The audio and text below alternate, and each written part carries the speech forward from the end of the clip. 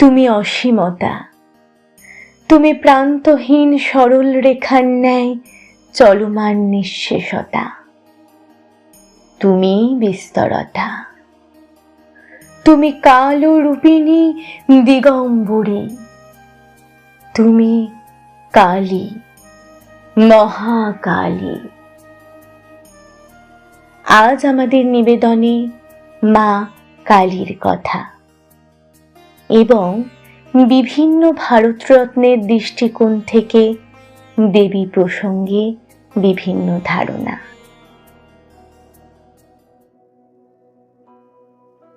মাতৃরূপা কালী। মা কালী হলেন শক্তির প্রতীক। পুরাণ মতে দেবী কালী হলেন মা মহামায়া, কালিকা শক্তি। অসুরদের অত্যাচারে জর্জরিত দেব ও মনুষ্যকুলের অসহায় অবস্থা সহ্য করতে না পেরে দেবী মহামায়া ক্রোধে ফেটে পড়েন। অত্যন্ত ক্রোধের ফলে তাঁর শরীর থেকে জ্যোতি বের হতে থাকে এবং তিনি কালো রূপ ধারণ করেন। কালী শব্দটি কাল শব্দের স্ত্রীলিঙ্গ রূপ, যার অর্থ কৃষ্ণ, ঘোর বর্ণ। মহাভারতে বলা হয়েছে এই কালী মা দুর্গারই আর এক রূপ। মহানির্বাণ তন্ত্রে বলা হয়েছে কাল বা প্রবাহমান সময় কারো জন্য অপেক্ষা করে থাকে না। সেই মহাকালকে যিনি নিজের চরণ তলে রাখেন তিনি কালী। এ তো গেল নামের মাহাত্ম্য। এবার আসা যাক দেবী মূর্তির বর্ণনায়। মা কালী জিহ্বা বের করে রাখেন, কারণ তাঁর রক্তবর্ণ জিহ্বাকে তিনি সাদা দাঁত দিয়ে কামড়ে রেখেছেন। সাদা রং হল সত্ত্বগুণের প্রতীক, আর রক্তবর্ণ হল রজগুণের। তিনি সত্ত্বগুণের দ্বারা রজগুণকে দমন করে রেখেছেন। এই দেবী কালীর দুই রূপ। দুষ্টের দমনে দেবী রণমূর্তি ধারণ করতে পারেন, আবার সন্তানের রক্ষার্থে তিনি আবার মমতাময়ী মা।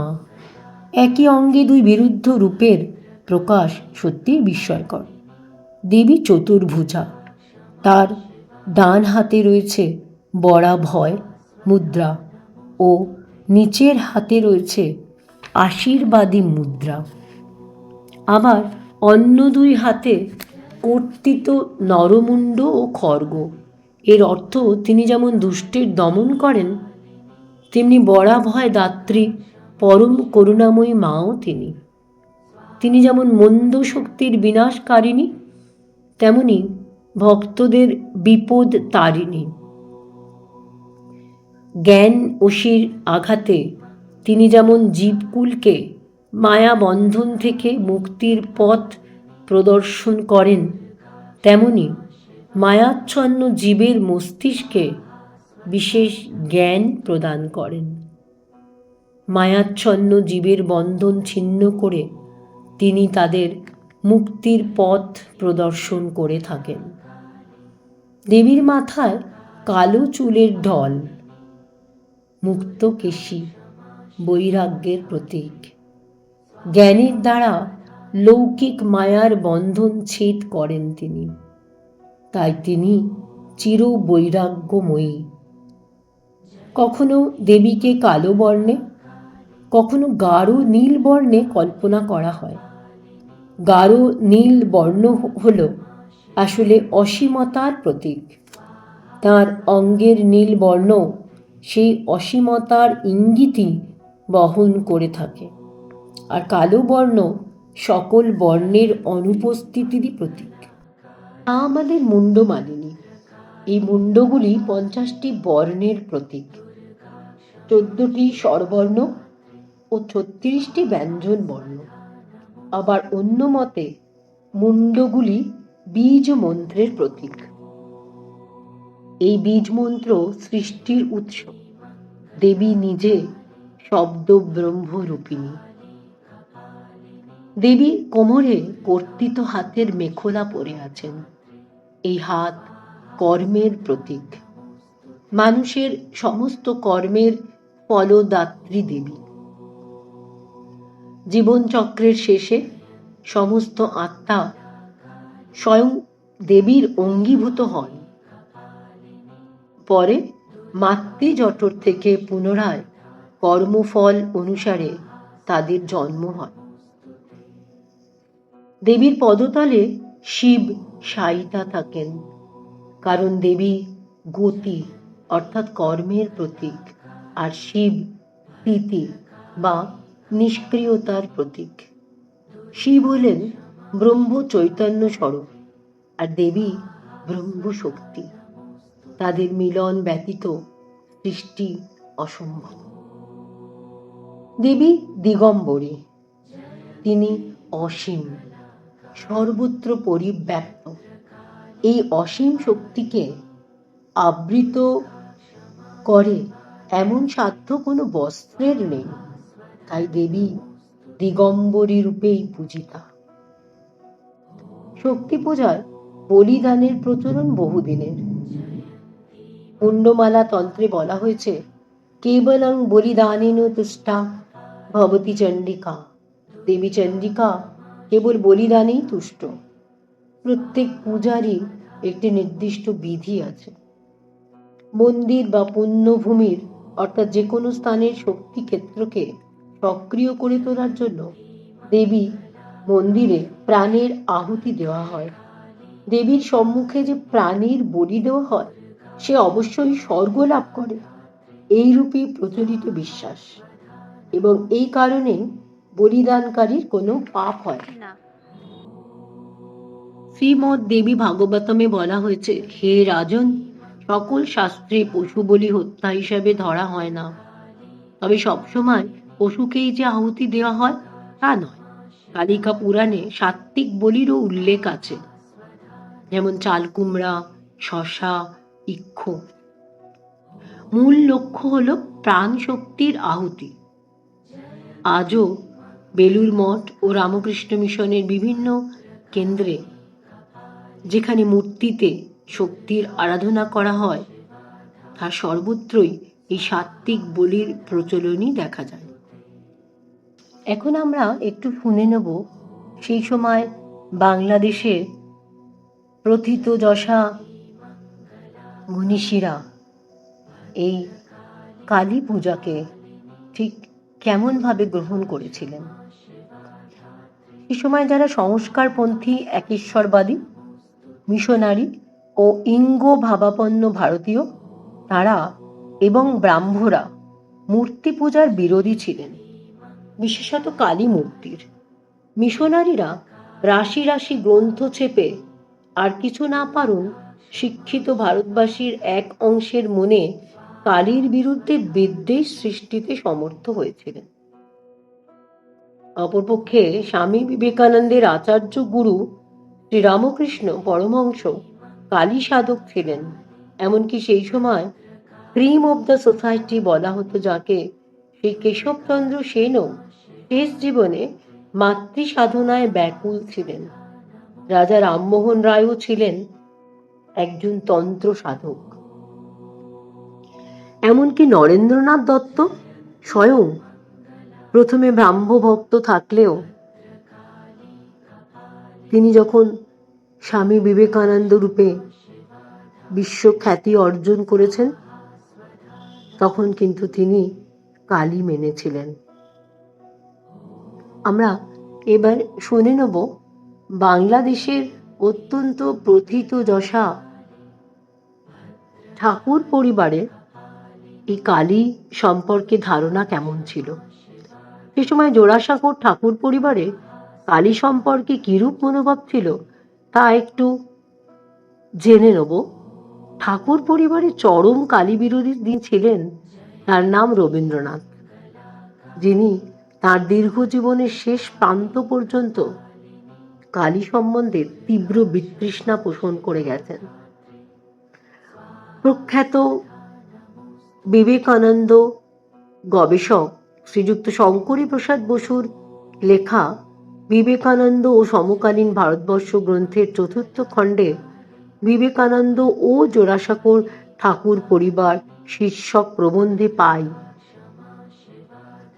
রবীন্দ্রনাথ যে রামকৃষ্ণ বিবেকানন্দ সম্পর্কে যথোপযুক্ত আবেগ বোধ করতে পারেননি, তার প্রধান কারণ সম্ভবত এই কালী। রবীন্দ্রনাথের পক্ষে অসহ্য এই দেবীকে যারা জীবনে ও সাধনায় এদেশে ও বিদেশে সগৌরবে প্রতিষ্ঠিত করেছেন, তাদের সম্পর্কে প্রসন্ন হওয়া রবীন্দ্রনাথের পক্ষে কঠিন ছিল। রবীন্দ্রনাথ সাহিত্য জীবনের আদি পর্ব থেকে কালী পূজা বলতে নিম্ন শ্রেণীর হিংস্র ব্যাপার বুঝেছেন। কালী পূজা বা কালী মূর্তি নিয়ে কবির এইরূপ কুরুচিকর মন্তব্যের মূলে ছিল শৈশবের কোনো এক অভিজ্ঞতার স্মৃতি। শৈশবে কলকাতার বড় কোনো কালী মন্দিরের সামনে দিয়ে যাবার সময় শিশু রবি দেখেছিলেন মন্দিরের চৌকাঠের নিচে উপচে পড়া রক্তের স্রোত। আরো দেখেছিলেন পথ চলতি এক নিম্ন শ্রেণীর স্ত্রীলোক নিচু হয়ে সেই রক্তের একটা ফোঁটা আঙুলে তুলে নিয়ে তার কোলের শিশুর কপালে তিলক এঁকে দিচ্ছেন। ছোট্টবেলাকার সেই স্মৃতি, যা শিশু রবির স্মৃতিতে এতটাই ভয়ঙ্কর রূপে আত্মগোপন করেছিল যে তারই প্রতিফলন ঘটে তার পূর্ণ বয়সের বিভিন্ন রচনায়। সেই অপ্রীতিকর স্মৃতির দ্বারাই প্ররোচিত হয়ে রবীন্দ্রনাথ রচনা করলেন রাজশ্রী বা রঘুপতির মতো চরিত্র। রবীন্দ্রনাথের 20 বছর বয়সে লেখা বাল্মীকি প্রতিভার অভিনয়ের বর্ণনা আমরা শুনে নেব তাঁরই পরিবারের সদস্য অবনীন্দ্রনাথ ঠাকুরের নিজের মুখ থেকে। অধ্যাপক শ্রীযুক্ত শঙ্করী প্রসাদ বসু মহাশয়ের লেখনীতে, এবং অধ্যাপক বসু লিখছেন, রবীন্দ্রনাথের উচ্চাঙ্গী সৃষ্টি বিসর্জন। এই নাটকের প্রধান দুর্বলতা যে শাক্ত রঘুপতিকে নিরেট শয়তান করে তোলা। কালী সংক্রান্ত ব্যাপারে রবীন্দ্রনাথ কোন উন্মত্ত ঘৃণাবোধ করতেন তার একটি প্রমাণ অবনীন্দ্রনাথের ঘরোয়া নামক গ্রন্থেই পাওয়া যায়। অবনীন্দ্রনাথের নিজের কথায়, রবি কাকাকে অমন উত্তেজিত হতে কখনো দেখিনি। রবি কাকা রঘুপতি সেজেছেন, জয়সিংহ তো বুকে ছোড়া মেরে মরে গেল। তেজের এক পাশে ছিল কালী মূর্তি, বেশ বড়, মাটি দিয়ে গড়া। কথা ছিল রঘুপতি দূর দূর বলে কালীর মূর্তিকে ধাক্কা দিতেই কালীর গায়ে দড়াদড়ি বাঁধা ছিল, আমরা নেপথ্যে থেকে টেনে মূর্তি সরিয়ে নেব। কিন্তু রবি কাকা করলেন কি, উত্তেজনার মুখে দূর দূর বলে কালীর মূর্তিকে নিলেন একেবারে দুহাতে তুলে। অত বড় মাটির মূর্তি দুহাতে উপরে তুলে ধরে স্টেজের এক পাশ থেকে আর এক পাশে হাঁটতে হাঁটতে একবার মাঝখানে এসে থামলেন। হাতে মূর্তি তখন কাঁপছে। আমরা ভাবি, কি হলো রবি কাকার? এইবারে বুঝি পড়ে যান মূর্তি সমেত। তারপর উইংসের পাশে এসে মূর্তি আস্তে আস্তে নামিয়ে রাখলেন। তখনও রবি কাকার উত্তেজিত অবস্থা। রবীন্দ্রনাথের এই কালা পাহাড়ি উত্তেজনা প্রশমিত হয়েছিল শেষ মুহূর্তের বিবেচনা বুদ্ধিতে। মূর্তি ছুঁড়ে দিতে গিয়ে দেখেন ওপাশে বিবি অর্থাৎ ইন্দিরা দেবী হারমোনিয়াম বাজাচ্ছে। এই মাটির মূর্তি চাপা পড়লে আর রক্ষে নেই। রবীন্দ্রনাথের নিজের কথায়, হঠাৎ সামলে নিলুম, কিন্তু কোমর ধরে গেল। রবীন্দ্রনাথের কালী বিদ্বেষের আরও একটি নিদর্শন মেলে প্রখ্যাত ফরাসি সাহিত্যিক রোমারোলার জবানিতে। রোমারোলা শ্রীরামকৃষ্ণ জীবনী ও পরে বিবেকানন্দ জীবনী রচনা করেছিলেন 1928 সালের শেষ ভাগে। রামকৃষ্ণ জীবনী রচনায় রোমারোলা মা কালী নামক একটি সম্পূর্ণ অধ্যায় লিখেছিলেন, যার মধ্যে বিশ্বস্ত তথ্যনিষ্ঠার সঙ্গে রামকৃষ্ণের কালী সাধনা ও সিদ্ধির বিবরণ দেওয়া আছে এবং শাক্ত সাধকদের ব্যাখ্যাত কালীতত্ত্ব অনুসারে কালীর বর্ণনাও দেওয়া আছে। এই ব্যাপারটি রবীন্দ্রনাথের কাছে অসহ্য লেগেছিল।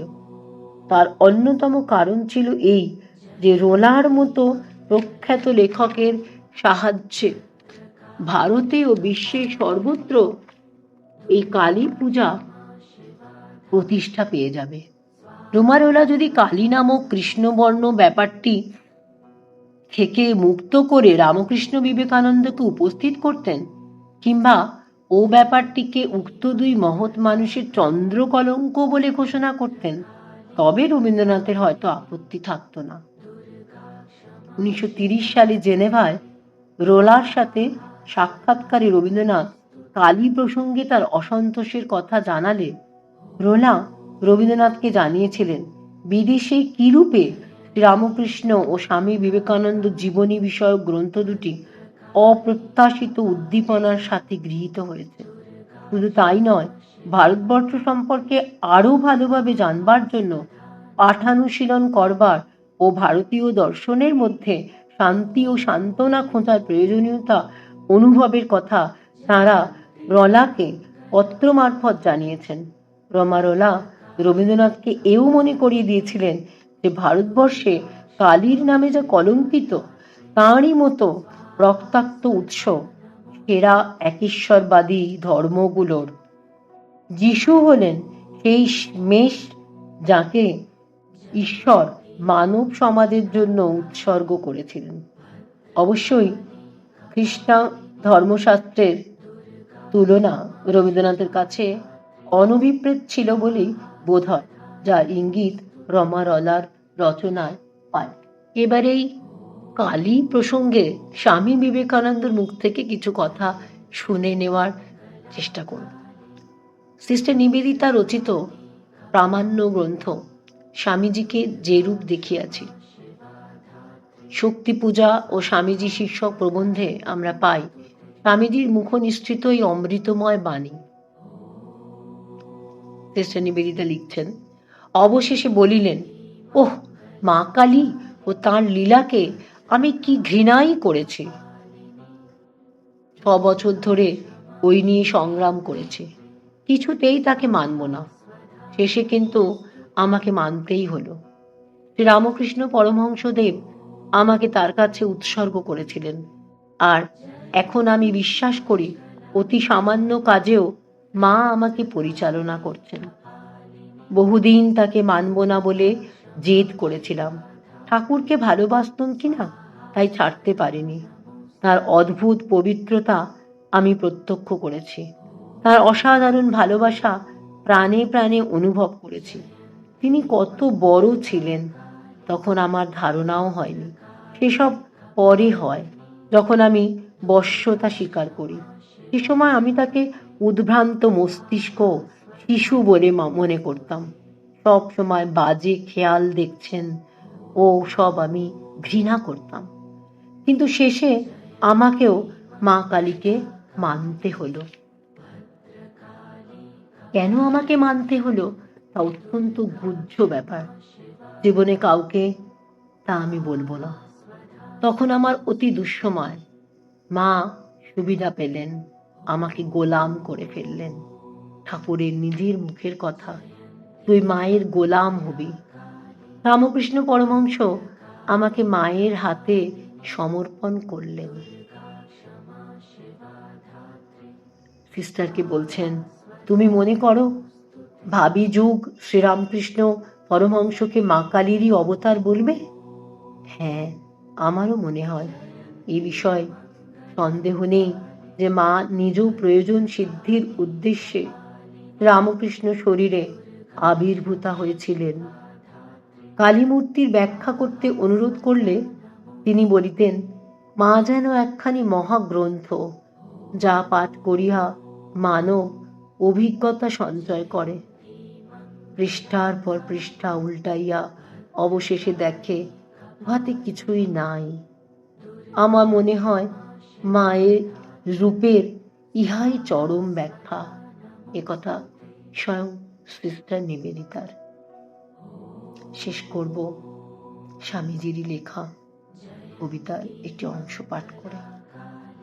জাগো বীর, ঘুচায়ে স্বপন, শিয়রি সমন ভয় কি তোমার সাজে? দুঃখ ভার এ ভব ঈশ্বর মন্দির তাহার প্রেতভূমি চিতা মাঝে। পূজা তার সংগ্রাম অপার, সদা পরাজয় তাহা না ডরাক তোমা। চূর্ণ হোক স্বার্থ সাধ মান, হৃদয় শ্মশান নাচুক তাহাতে শ্যামা। নমস্কার।